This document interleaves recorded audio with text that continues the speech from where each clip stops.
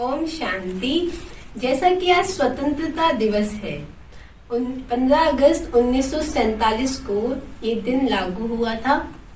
तो हम अगर देखें तो पहले हमें स्वतंत्रता मिली थी, उसके बाद हमारा संविधान लागू हुआ था। लेकिन आज अगर हम देखें तो हमें बाहरी रूप से हर प्रकार की स्वतंत्रता है, लेकिन मानसिक रूप से हम देखते हैं हमें स्वतंत्रता नहीं है। लेकिन जब हमें अगर मानसिक रूप से स्वतंत्र होना है तो हमें पहले अपना संविधान बनाना होगा, यानी कि खुद के लिए रूल्स एंड रेगुलेशंस बनाने होंगे, तब ही हम सच्ची स्वतंत्रता का अनुभव कर सकते हैं। क्योंकि फ्रीडम जो है वो रिस्पॉन्सिबिलिटी को लेके आता है। फ्रीडम में सिर्फ राइट्स नहीं होते, लेकिन राइट्स एंड रिस्पॉन्सिबिलिटी दोनों का कॉम्बिनेशन होता है। जैसा कि हम देखते हैं कि भारत ही एकमात्र ऐसा देश है जहां पर देवी देवताओं की पूजा होती है। भारत ही एकमात्र ऐसा देश है जिसे विश्व गुरु की उपाधि मिली हुई है। आज भी जब भी विश्व के किसी भी कोने में किसी को अध्यात्म से जुड़ना होता है, किसी को खुद की खोज करनी होती है, परमात्मा की खोज करनी होती है, सत्य रास्ता देखना होता है, तो उसकी नजर भारत की तरफ ही जाती है। भारत आध्यात्म गुरु है। तो भारत के जो राष्ट्र चिन्ह हैं, उनका भी एक एक का इतना गहरा आध्यात्मिक महत्व है।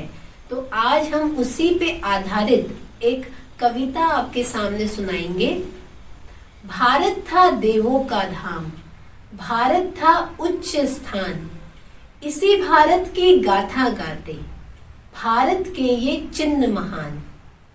मैं तिरंगा भारत का झंडा, दिखता मुझ में संपूर्ण ब्रह्मांड, केसरिया रंग वतन की याद दिलाता, सफेद परियों का स्थान, हरा रंग मनुष्य सृष्टि दिखाता, अशोक चक्र सृष्टि चक्र को बताता।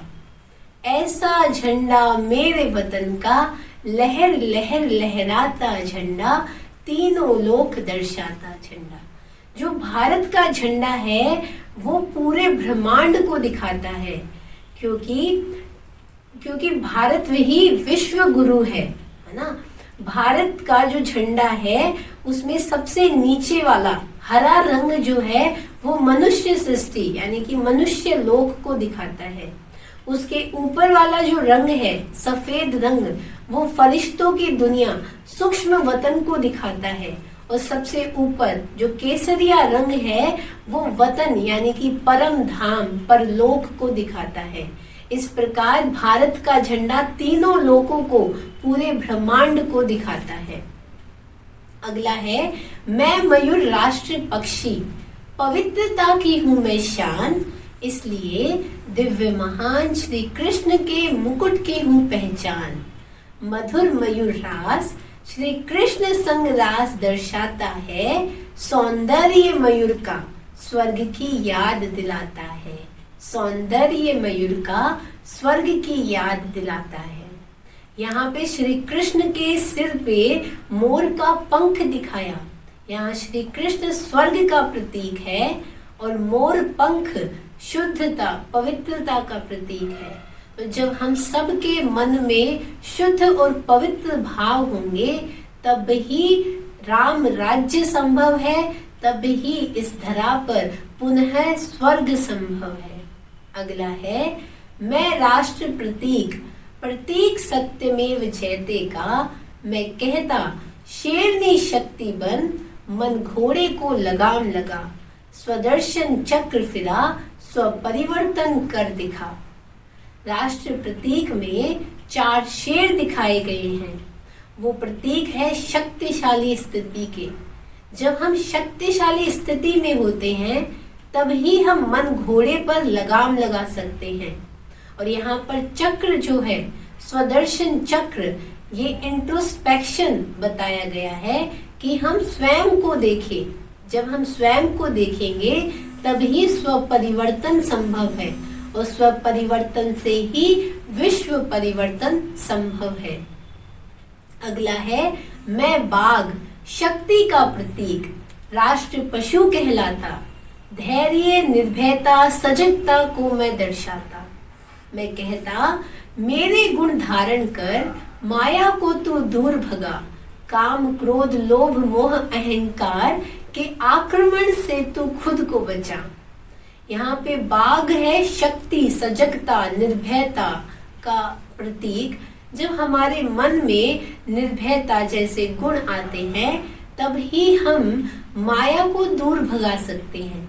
यहाँ पे माया जो है पैसा नहीं है, अपितु वो सारी चीजें हैं जो हमें सत्यता देखने से रोकती है।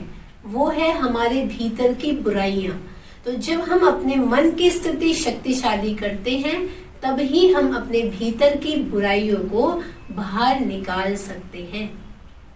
अगला है, मैं राष्ट्र पुष्प कमल फूल कहलाता, कीचड़ में भी खिलना सीखो ये सबको सिखलाता।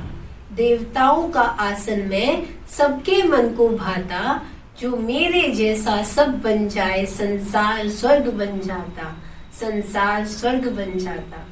जो कमल का फूल है वो कीचड़ में खिलता है, कीचड़ में ही रहता है, उसकी अपनी ही गृहस्थी होती है कीचड़ में, फिर भी वो कीचड़ से ऊपर होता है। ठीक उसी प्रकार हम भी इस दुनिया में रहते हैं जहाँ पर तमाम प्रकार की बुराइयां हैं, लेकिन फिर भी हम वहाँ रहते हुए, वहाँ अपने रिश्तों को निभाते हुए भी हम उन बुराइयों से अलग रहें, कमल पुष्प के समान। इसीलिए देवताओं का आसन भी कमल का फूल दिखाया है। तो ये भी दिखाता है कि कभी देवताओं ने भी इसी प्रकार का पुरुषार्थ किया था। कविता का आखिरी छंद है, वंदे मातरम राष्ट्रगान। मातृशक्ति का मान बढ़ाता है, वो ही करुणा वो ही ममता वो ही तो सहनशीलता है। सिंह सवारी करती वो ही तो नवदुर्गा है, तभी तो भारत भूमि को नारी से ही इस भूमंडल को परमात्म संदेशा मिलता है, तभी तो नारी से ही इस भूमंडल को परमात्म संदेशा मिलता है। भारत ही एकमात्र ऐसा देश है जहाँ पर नर और नारी, देवी और देवता, भगवान और भगवती दोनों की पूजा होती है। दोनों को इष्ट देव माना गया है, दोनों को भगवान माना गया है। बाकी अगर हम किसी भी धर्म में देखें तो हर धर्म में जो भगवान का रूप दिखाया है, चाहे वो क्रिश्चियन धर्म हो, बौद्ध धर्म हो, इस्लाम धर्म हो, हर धर्म में भगवान का रूप नर के रूप में दिखाया। लेकिन भारत ही एकमात्र ऐसा देश है जहाँ पे नारी के रूप में भी भगवान को दिखाया गया है। भारत में कहा भी जाता है, यत्र नारीस्तु पूजन्ते तत्र रमन्ते तत्र देवता। यत्र नारीस्तु पूजन्ते रमन्ते तत्र देवता। तो जहाँ जहाँ नारी की पूजा होती है वहाँ देवता निवास करते हैं। क्योंकि हमने देखा भी, जब नारी का सम्मान था, यानी जब सीता का नाम राम के नाम से पहले लिया जाता था, जब राधा कृष्ण से पहले थी, तब इस धरा पर स्वर्ग था। लेकिन जब नारी का अपमान होने लगा तो इसी धरा पर हमने देखा तमाम प्रकार की बुराइयां हैं और इसी धरा पर नरक है। तो हमने इतिहास भी देखा है कि जब जब नारी का अपमान हुआ है तब तब विनाश हुआ है, तब तब महाप्रलय आई है, तब तब लड़ाइयाँ हुई है, तब तब अशांति हुई है। तो नारी के द्वारा ही परमात्मा भी स्वर्ग का गेट खोलते हैं। जिस दुनिया में ये कहा गया कि नारी नर्क का द्वार है, उसी दुनिया में परमात्मा आते हैं और ज्ञान कलश नारी के सर पे रखते हैं और नारी के द्वारा ही स्वर्ग के गेट खुलवाते हैं। सन 1936 में ब्रह्मा कुमारी की स्थापना हुई थी और उस समय परमात्मा ने ज्ञान कलश नारी के सर पे रखा। ब्रह्मा कुमारी संस्था की स्थापना के दौरान परमात्मा ने एडमिनिस्ट्रेशन का काम नारी के द्वारा करवाया। आज ब्रह्मा कुमारी संस्था में चाहे नर हो या नारी हो, बच्चे हो या बूढ़े हो या किसी भी धर्म के हो, हर प्रकार के लोग आते हैं और स्व परिवर्तन करते हैं, यहाँ से अपने लिए कुछ फायदा लेते हैं। लेकिन यहाँ का जो एडमिनिस्ट्रेशन है वो परमात्मा नारी के द्वारा ही करवाते हैं। तो इस प्रकार हमने देखा कि कैसे हमारे भारत का एक एक चिन्ह इतनी गहरी गहरी बातें बताता है। अच्छा, ओम शांति।